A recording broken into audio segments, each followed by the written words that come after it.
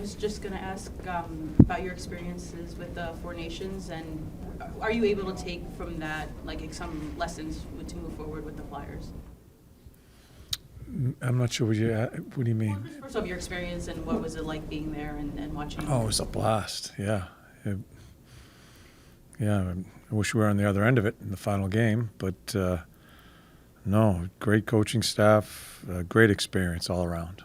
Do you take lessons from it? Like, things you learned maybe working with Mike Sullivan now versus a couple of years ago, or watching the games? Like, well, I think as coaches, when you're dealing with other coaches in a tournament like that, you're always having conversations. What you do here, what you do there. So certainly there are plenty of experiences and plenty of conversations. Do you incorporate in your game? Yeah. So yeah, that's the greatest part of it is you're dealing with other guys running all together with one team that are dealing with NHL teams after, and you talk about certain things that go on with your club. So certainly take some experiences out of it. What sort of role did you fall into as an assistant to Mike Sullivan? It's been a long time since you've been an assistant coach. Yeah. The way Sully ran it was just we were doing it all together. I was because of his relationship with David Quinn. I didn't want to get in the way of that. I thought that was seamless, and Quinny and I did the power play together. Well, there weren't many special teams at all in the tournament.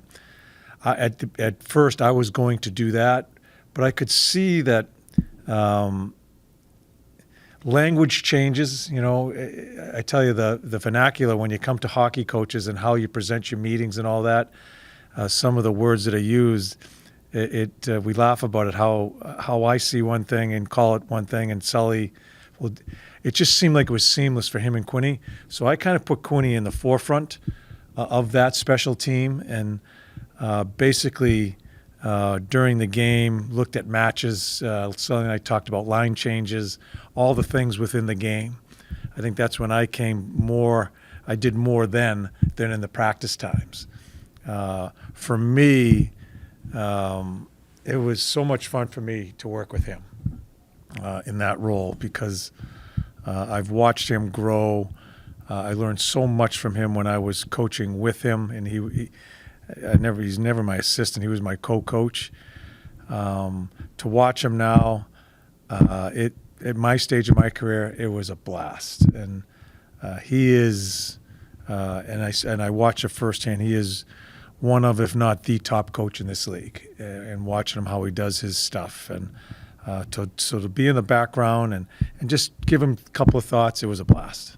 Not at all that the guy who put a dagger in your hearts was on the team plane back to Philly, and Connor on the charter with you guys? Yeah, I didn't charter back. I drove back. Yeah, and yeah, I drove back. I was planning to drive back anyway, but when I knew a bunch of Canadians were going to be on there, I was definitely driving back. So I left pretty early in the morning, and they took the charter. Yeah.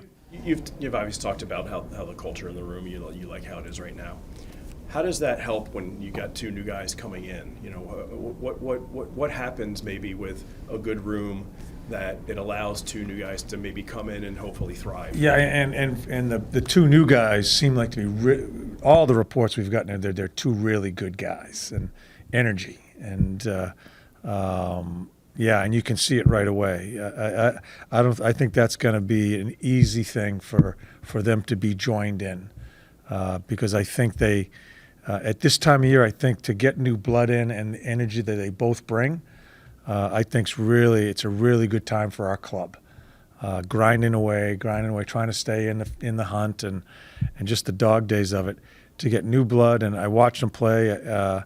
Really, they're both of them in their first game together. I thought they did some good things for us. I don't think it's going to be a problem as far as how they join in this room. You mentioned the other night Kusenko, you were telling him some things defensively, and he picked him up right away. I mean, is that's the reputation of him, right? Is that he's very good offensively, but maybe sometimes defensively he lags a little bit. Is that something a report that's gotten back to you? Yeah, and it always does with offensive players, but I don't want to spend a whole bunch of time on the defensive part of it either with him. I just want him to get the foundation of how we play. We have different coverages that it may be different from the teams he's been coached by. And I watched it. Like I said, after the game, I talked to him about a couple of situations, and bang, the same situation happened a few minutes after that, and he handled it. So I'm not going to beat him over the head. I'm not going to browbeat him about that. We need his offense. I watch him work in the bumper on the power play today in practice. You can see how he sees the ice and in the spots. He's in the right spots when he should be. We need that part of it from him. I just want him to meet us halfway in his effort and his accountability towards the other side of the puck. He'll make mistakes. I just want him trying as hard as he can. John, one of the other knocks on Kusenko has been, in both of his locations, he started out really strong, and then he's sort of fallen out of favor. The 39-goal season in Vancouver falls out of favor. Yeah. Strong start after the deadline last year with Calgary. This year he gets moved. It's the early stages now. Yeah. How do you, even in these early stages, kind of try to prevent against that happening down the road? Yeah, Or is that even a focus? Yeah, it's not a focus, but it's certainly we know about it, right? And again, it's not going to be a discussion I have with him. He has a chance here to come to a team that's looking for more offense, a chance to maybe come up with a pretty major role within the team if he handles himself the right way, and maybe grow his career. Now, as you say, and it's out there, there's a number of teams he's gone through now. We're anxious to see what he brings here. I think our room, in the first question, in how we do it and how people are held accountable in the room, I think the room's going to help that too, and keep him accountable towards playing. I hear the biggest weakness, and we'll see, is he just doesn't shoot the puck enough. He's always trying to make another play. That's something I'm going to watch. I want him to shoot a puck. I want him to try to score goals. I'm not going to get bogged down in you hear it, I have to listen to it, but I want to experience it. And then I'll act accordingly as we go through this, and the organization will act accordingly as we watch this. And it's not a long-term deal. He knows that. We know that.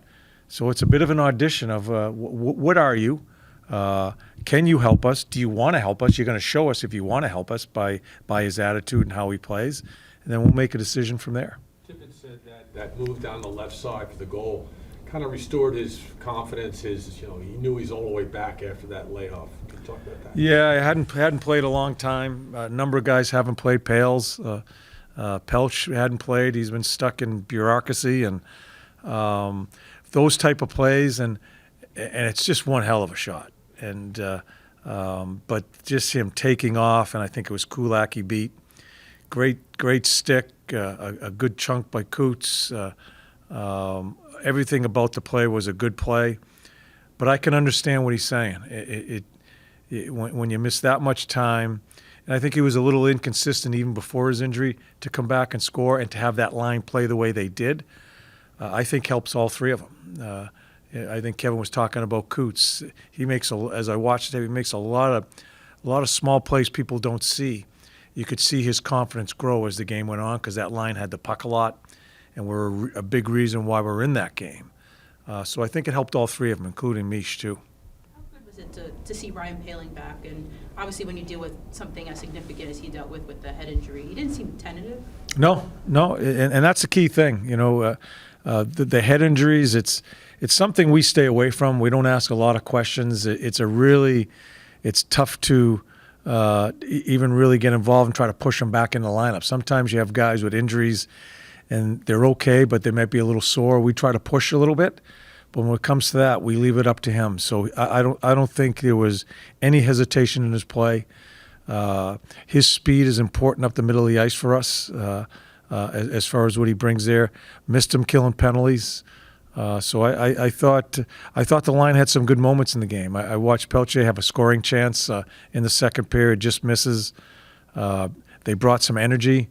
Everybody had a whack at McDavid. I was just trying to go through my lines because of the break. I didn't want to get too much into a matchup. Everybody had a shot at that line. I thought did a pretty good job. He talked about how, with concussions, it can get a little isolating, right? Yeah. And he talked about how the guys would reach out and check in. I mean, it says a lot about the room in that regard, so even separate from everything else. Because I'm sure this, we know there's been guys that have dealt with that in the Yeah. past too. I mean, it's important to show the culture in that regard too, Yeah. where they don't forget about guys. Yeah, mental health is real, right? Back in our day, you push it aside, just figure it out. Let's get going. But it's real.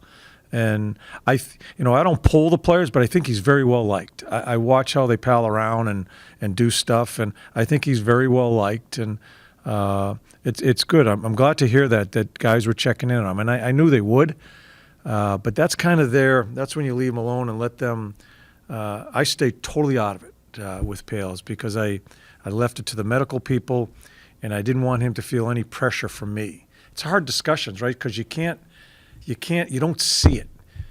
You don't see it on an MRI, So I just left it alone, and really happy about his first game coming back here because there was zero hesitation in his game. John, you mentioned about Sean Couturier, about when you went back through the tape, you really liked his game. Are you keeping a closer eye on him than maybe you would otherwise over this stretch, given what happened to him at the end of last season and how he dropped off? Yeah, I'm always watching an older player that's gone through what he's gone through as far as the operations and just trying to come back 2 years off. You always watch that type of situation and try to. I don't want to put him in spots where he can't succeed. I'm trying to give him the best opportunity. I'm watching the pace of his game. Watching the pace of quite a number of players' games when it comes to this. Coming off a break, I'm always concerned about guys that have had injuries, and those type of injuries, are they set to go, especially after taking 9-10 days off. I do. I watch it because I'm watching where I can put him in the lineup. It's not a lock he's our top center. He's not a lock he's going to be our bottom center. I'm trying to figure out a lot of different things with his game when it's going, trying to figure out a lot of things with his game when it's not going to try to keep him involved. So certainly trying to make the right decisions for him as far as where he fits in the lineup.